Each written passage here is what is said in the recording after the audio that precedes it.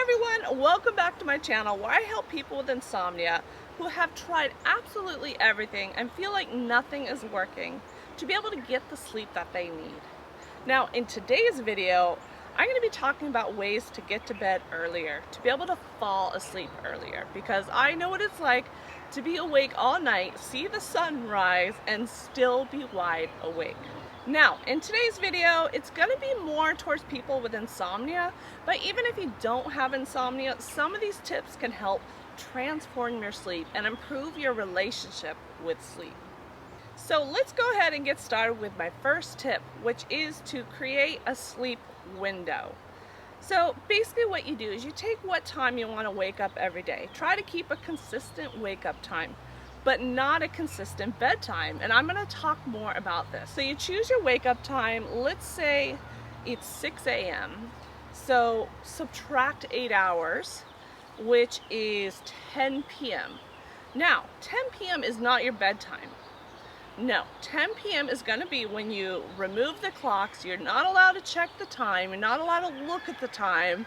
Can't ask someone what time it is. And you're not going to have a specific bedtime. Remember, this is not when you're going to sleep. So basically, at 10 p.m., you're not looking at the time, and you're going to go to bed when you start to feel ready to sleep. This can be a different time every day, even though you're not going to know the time. The time is going to vary. Now, when you have insomnia, you don't want to be going to bed at the same time every day because your hyperarousal is going to be up on some days higher than others. Your sleep anxiety might be higher, and you're going to be tired later. It's going to vary every day. And if you try to go to bed at a time when you're not ready yet, you're just going to be tossing and turning even more, and you're going to lose even more sleep. Sure, once you are past insomnia and you're sleeping well again, you can have a consistent bedtime. But when it comes to insomnia, we kind of want to avoid that until you are sleeping better. If you want to really transform your sleep, check out my free Insomnia Crash Course where you're going to learn even better techniques, even more techniques that will really transform your sleep and help you to get more sleep. The link is in the description box. It's absolutely free. It's my gift to you to help you get started on your journey. It's the perfect first step. Link is in the description. So the next thing I want to talk about is expectations. We place a lot of expectations on ourselves on how much sleep we should get, how fast we should fall asleep, when we should fall asleep, what schedule, how quickly we should overcome insomnia. There's all sorts of expectations that place pressure on ourselves. Pressure to sleep, pressure to fall asleep by a certain time, pressure to overcome insomnia within a certain amount of time. And we really have no control over the timeline. It takes time to teach your brain that you are safe so that you can sleep more. Now, I know I haven't talked about this whole safety thing and why your brain thinks there's danger when you have insomnia. Most of my past videos talk about this, so definitely go back and check those out if you want to learn more about that. But basically, when you have insomnia, we need to teach our brain that we are safe. And when we put all these expectations, we are trying to escape sleeplessness, we're putting pressure on ourselves to sleep, and this is not helping to teach our brain that we are safe. Plus, when we put all these unrealistic expectations on ourselves and how things should be happening and how our sleep should be, it's only leading to a lot of failure because we're not meeting those expectations, and a lot of frustration, feeling broken, and it just doesn't make us feel good. If you have all these expectations and none of them are working out, how is it making you feel? Are you feeling great about yourself and about your sleep and in your mind, your mentality? Probably not. So instead, it's better to let go of those expectations. Stop placing those expectations on yourself, and you will feel better mentally. And with time, you can start to sleep better. We have to remember that we cannot control sleep. We cannot make sleep happen, even though it feels like it with all the marketing and the pills and the supplements that claim to fix your sleep.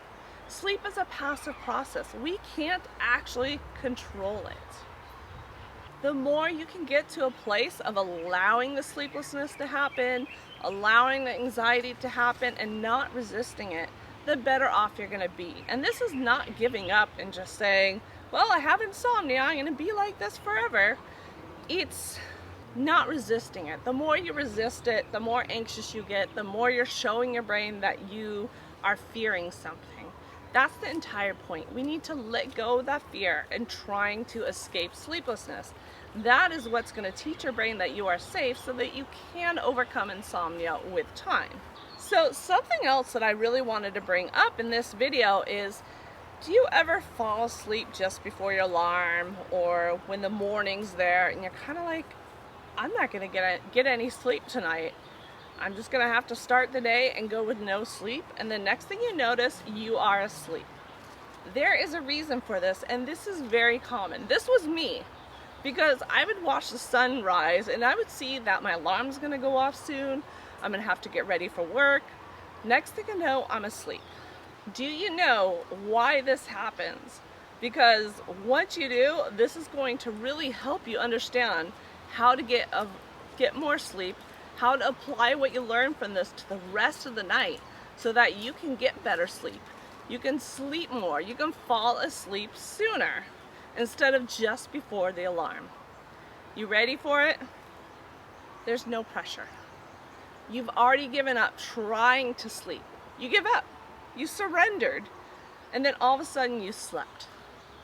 You're not trying to make sleep happen. The whole night you're trying to make sleep happen. You're trying to do everything right. You're trying to make sure you're following all the sleep hygiene rules and everything that you're learning so that you can get more sleep.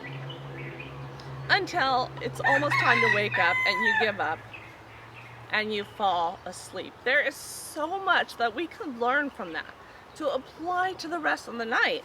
And that's what I want you to think about. How can you apply this to the rest of your night? One way that I like to do this is to go to bed to rest. You're not going to bed to try to sleep. Nope, you're going to bed to rest. That could be awake or asleep. I'm not having this expectation or trying to go to sleep. You go to bed to rest, because even if you rest awake all night, instead of trying to make sleep happen, getting frustrated, becoming emotional, and just going to resting and relaxing, you're going to feel so much better the next day, even if you didn't sleep. I'd rather rest awake all night without sleeping, relax, and enjoying just feeling cozy in my bed, relaxing, not getting frustrated, not feeling anxious, than getting 1 hour of sleep and being emotional all night. There's a huge difference in how you're going to feel the next day. So really start to think about ways that you can stop trying to sleep. That is going to change your relationship with sleep so much, and it's going to really help you in the long run. So that's it for today's video, and don't forget to check out my free Insomnia Crash Course. It is my gift to you, and the link is in the description box. It is a perfect way to start your journey to sleeping more. So I will see you in the next video. Thanks for watching.